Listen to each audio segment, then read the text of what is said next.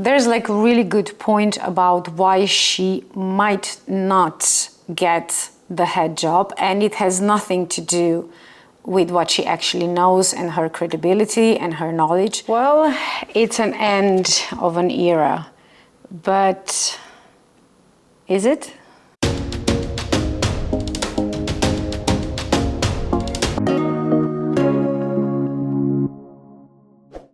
Hi guys, and welcome to another video. As you probably heard by now, the famous, the one and only, the most legendary woman in fashion of all times, Anna Wintour, is leaving Vogue. Now, of course, it is an end of an era. That I think it's understandable, and it really makes sense that everybody is talking about that it's an end of an era, because she has been as head of American Vogue since late 80s, and a few years before that she was head at British Vogue. I think she has been the longest serving editor, at least at Condé Nast, but probably at other magazines probably as well, because she has been editor for like 37 or 38 years, so that's really an impressive number. But the reason why I said, is it really an end of an era, because Anna Wintour is not retiring? Of course not. I mean, if we learned anything about her until now, is that she is definitely dedicated to her job. Her job is her life. Most of her time you will see her either working at the magazine or at events that are connected with magazine or fashion in general. She's usually in the front row in the most important fashion shows. She's the force behind Met Gala, and that's one thing that I can tell you right away. She will continue to organize that event in New York Museum. After all, they named a special collection inside museum after her. I think it was like in 2014 already or something like that. So she's definitely not leaving that. But the reason why it is kind of end of an era, and then again it isn't, because like I said, she's not retiring. She's actually gonna head all the Vogues in the world. I think there are like 18 or something of them. I have to check the exact number, but there's a lot of Vogues all around the world.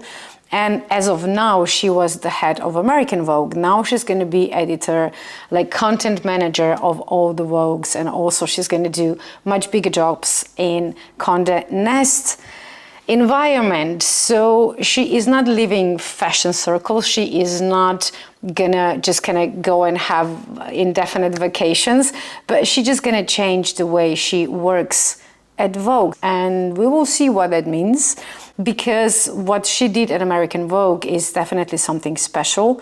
I remember that, in the 90s, Vogue was really like a niche magazine. There was only a few of us who were buying it.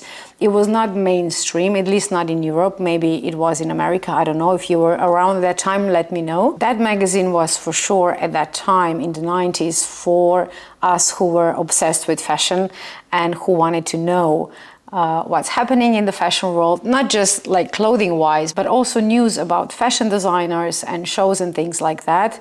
We didn't, internet was around, but we didn't have social media then. There was not really a lot of places where you can get fashion news apart from Vogue magazine. I mean, there were others, but Vogue was, always Vogue. So I started buying Vogue, I think it was like late 90s, which was like my teenage years. And I have quite a big collections. I already did like a few videos going through old Vogues that I thought it might be still interesting to see them today. So if you haven't seen that, that's the series linked there. And I have a lot of them. I think I stopped buying it regularly every month in like maybe 2013, something like that. I still buy it occasionally. Like the last one I bought is actually this one, which is December 24, because this is a special edition edited by Marc Jacobs, and Kaya Garber is on the cover. So I thought that might be an interesting magazine to flip through, and it was. And then another one was this one, which is from winter 2025. So I don't buy it every month anymore, and I still think it's nice that we still have a physical magazine, because nowadays everything is online. It's much thinner than it used to be, because obviously, people are buying it less. They're more reading it online and following it on social media. I have a lot of special September issues, which are always the thickest volume of the year. And this was, even now, it's still kind of like like a Christmas morning in a way, when you know that in August this is coming out and you can't wait for that time of year to get your hands on this really thick magazine that will take you like weeks to go through, to read everything, to see everything. And it's still a very, very important magazine. So while Anna is going to hopefully greener pastures, now another thing that everybody's talking about is who's going to succeed her at American Vogue as editor-in-chief. Now, whoever this is going to be, I really do not envy that person, because Anna Wintour has such a legacy. Can you imagine following in her footsteps? It doesn't matter how much you know, how confident you are. It doesn't matter what you know. I mean, it's Anna Wintour. Everybody in the world knows her. Even people who don't follow fashion that close know who she is. So, and you have to follow her. That's a pretty tough job. I'm pretty sure she's going to have to approve whoever comes into her job. I'm sure they're not going to appoint anyone without her saying okay. So that's another hurdle you have to jump over. Like, you have to please Anna, and you know, she's notoriously hard to please. So good timing that Devil Wears Prada 2 is coming out at this time, right? I mean, talk about pressure of anybody who's going to, you know, do her job from the time that she moves on to a higher position inside Condé Nast. I found this article in the Hollywood Reporter. I'm going to link the whole article below if you want to read it in full. And they were doing this really interesting guessing game, who might be the next Anna Wintour. Some of the names are really like, yes, I mean, they make sense, but some of the others are really surprising. I really don't know how they came to those names, especially there are like some Instagram people, but let's go step by step. So the first lady on this list is Amy Astley. She has 3 in 5 chance, which is, I think, the highest one. They kind of assume that she might be the one to actually succeed Anna Wintour, because she has been the editor of the Architectural Digest since 2016. And she would be like the main candidate to oversee American Vogue evolution, especially because she's been doing a really good job at AD. So it kind of makes sense that you want her to do similar things for Vogue. And that's another thing that's really Anna's thing. Like, before she really dug her brains into that magazine, we didn't really see many of the movie stars or any kind of celebrities on the Vogue cover. There were always models, which, to be honest, I actually preferred, because we have celebrities on every other magazine. But the reason why this was really legendary is because, obviously, if you put someone famous on the cover of Vogue, it's going to sell more. So the numbers went through the roof when she started putting celebrities on the cover. For us, the fashionistas, we would prefer models, but I can imagine you cannot have Linda Evangelista or Cindy Crawford every other month, or Naomi Campbell. These were the models of the 90s, the supermodels of the 90s, Claudia Schiffer. Everybody would buy a magazine if they would see those models on the cover, but there's like 12 issues plus special issues a year, and there are only a handful of models who can actually sell a magazine if they are on a cover. So it kind of made sense business-wise to start putting celebrities on the cover. But again, I'm old school. I would prefer to, you know, to keep just models on the cover. But I understand from business point of view why Anna did this. And this is why it actually makes sense if Amy would be the one to jump ship from AD to Vogue. Then we have the kind of controversial ex-editor of British Vogue, and this is, of course, Edward Enninful. And he's controversial for many reasons, and one of them was definitely the edition of British Vogue that was edited by Meghan Markle, the Duchess of Sussex. Now, Meghan Markle is a divisive figure. There's a lot of people who don't like her, and then another, you know, set of people swear by her. They like love her to death. So him letting her edit this really early after the marriage, it rubbed a lot of people the wrong way. But this was not like the only reason why he's considered controversial. But I remember at the time there was a lot of articles talking about how he's good, but he has like some not big fans, let's say, in fashion circles. I mean, his odds are like 20-1. And to be honest, from my point of view, from what I've read and from what I know from the like fashion industry in general, I don't have any insider knowledge. But what I do know is like, I don't see this happening, because for me, it would make more sense if they would go either with a completely new name or with someone who's really established outside of Condé Nast and bring another name in. This is the same thing that happens with designer houses when they're looking for artistic directors. If you bring a famous name from outside, you bring their fans from that previous job with them. For example, if you like Marc Jacobs and then he goes to work for Dior, not that that's gonna happen, it's just like hypothesis, you're gonna start liking Dior as well. So this kind of makes sense again from business point of view. Of course, no one knows what's gonna happen with who they're gonna appoint, but just kind of like from business model, it kind of would make more sense to actually bring in somebody from the outside. But you know, who knows, we'll see. So the next name that is actually pretty good odds as well is Ton Goodman. That's 7-2 because Goodman has been at Vogue since 1999. She has been working a lot of different things at Vogue. She wasn't just at like one specific job description, and she's also a former model, so she knows a lot about both sides of the fashion industry, so modeling and design. So it makes sense to kind of promote her to the top job as it was. She was actually appointed Vogue's first sustainability editor. Like in 2019, Vogue started implementing more sustainable fashion in their magazine pages, and Goodman was appointed editor of that in 2019. So we'll see what her chances are.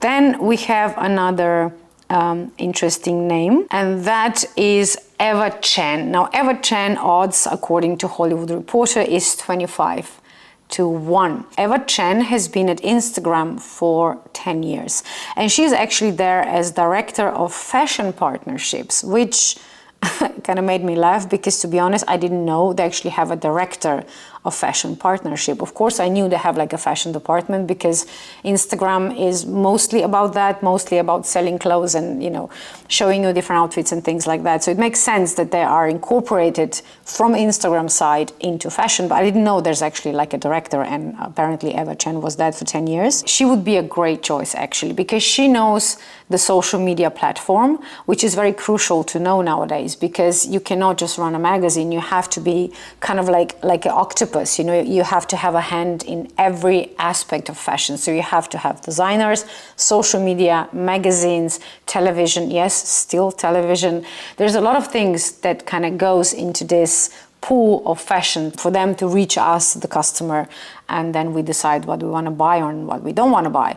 So her having this 10-year experience with fashion on Instagram makes perfect sense. If she wants to jump ship, be the editor of magazine, who knows, but it would be a good choice actually from a magazine point of view. Then we have younger people who maybe lack certain experience, but they have so much more experience in other places where older people just can't keep up. Because if you grow up with Instagram, if you grow up with social media, it's very different than if you start using it when you were like 35. Lindsay Peoples-Wagner, her odds, according to Hollywood Reporter, are 15-1, which is not bad. And she's definitely the youngest in this group of what Hollywood Reporter thinks might be the names from where the next editor of American Vogue will come. And she was editor-chief of the magazine The Cut. So this is a special part from New York Magazine. It has existed since 2021, and it's online and physical print magazine. And before she joined and edited The Cut, she actually worked at Teen Vogue. So she has experience on, you know, Vogue magazine, but also she has experience from the outside, from other papers, from other magazines. So she again would be a good choice, but she's 35. And if you know anything about fashion, it's that it's still kind of like old fashioned. They don't really want to shake the trees too hard. So they want new blood, they want new ideas, but to complement the existing ones, not to change the trajectory completely. Like, can you imagine, for example, Chanel going completely another direction and never using pearls and tweeds again? That's just not going to happen. That's their trademark. And Vogue, as a magazine with such a long history, is the same thing basically, because we all know what Vogue's supposed to be like, what's their kind of like point of view, what's the reason for the existence of this magazine. So if you add somebody who's going to change everything, that's not a good idea. I'm not saying that she would do that, but it's just like when somebody younger comes, I see this in my TV work all the time, when we get like new people coming in and they're like 25 and they know everything, right? They know everything. And I'm like, I know you know certain things that I don't, but I have been working on television for almost 25 years. I know certain things that you don't, for sure. So we should work together. I'll give you my ideas, you give me yours, and then we'll create something beautiful that's going to be, you know, appropriate for the time that we are living in. But most of the younger people coming in, they don't want to listen. They just want to, you know, do their own thing. And even though she is 35 and not 25, I don't know if she is in that category of younger people who think they know everything, because we were all there, right? We remember that when we were like in our 20s, we thought we know everything. After you turn 30, you realize you don't know anything and you keep learning your whole life. That's how it is. The reason why I'm talking about this, because there's a lot of like traditional older people at Vogue, which I think would not take commands from someone decades younger than them easily. So that might ruffle a few feathers, but you know, I don't know anybody at Vogue personally. It's just like theory that I have, that this is just what I see in other businesses, and I don't see why Vogue would be different. But I do like her resume, let's say. So she, for me, is also a good choice. There's a lot of other names as well. The article is below, so you can go and read it in full. But another name, like the one that I kind of like as well, is Chloe Malle. I mean, her odds here are like 60-1, but she's actually the daughter of Candice Bergen. And that to me is always like a nice combination when you have like the Hollywood part and the fashion part, and Vogue is exactly that. I mean, since Anna started putting celebrities, especially film stars, on the cover, you kind of need to have your foot in Hollywood as well for this kind of circle to continue, right? So she would be a perfect choice for that, for sure. And a bonus point is that she already works at Vogue since 2011. She had different jobs at Vogue, but she has been appointed editor of online Vogue, like the online version, in 2023. So it's pretty newish appointment, so they might want to keep her there for like a year or so more.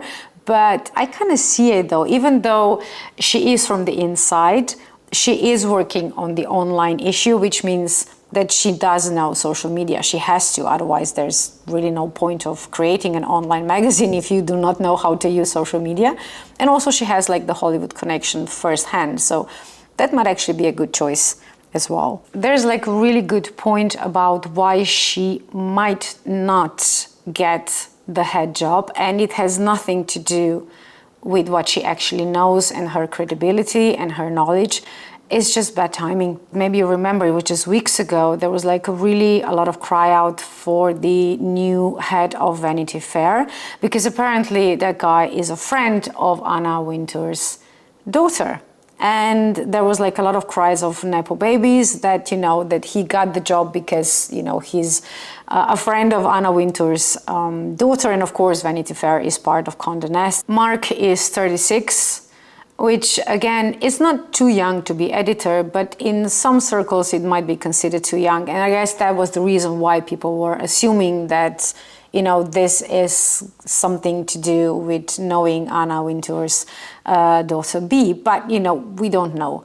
But because of that really loud cry of public that he only got the job because of the connections, because Chloe is who she is, working at Vogue for such a long time and being Candice Bergen's daughter, it might be the same kind of like response, like why did she get a job, which is a bit sad in a way because she's definitely qualified, but like I said, timing is important as well, and it looks like it might not be the right timing for her. So I have hundreds of Vogue magazines through years. I tried to keep them all. Some of them got a bit ruined, so I had to throw them out, but most of them I kept. So I have like a whole wall of Vogue magazines.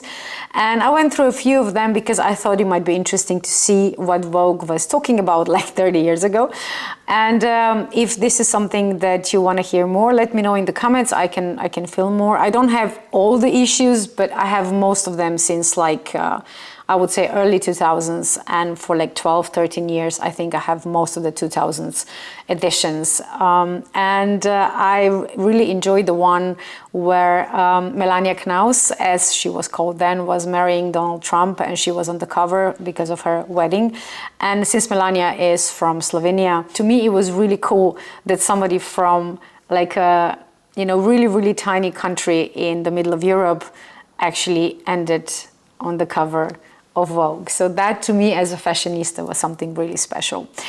So we will see what's going to happen there with American Vogue. We're going to follow the story, of course, as fast as I can, because obviously I have a daytime job and YouTube is just a hobby, so I cannot jump on these news as fast as some other YouTubers. But I try to kind of compensate. If I'm not the first, at least I'm going to be the one who kind of digs really into the topic and gives you a lot more information maybe than if I would film this the second the news hit. So have a lovely day, and I will see you in the next video.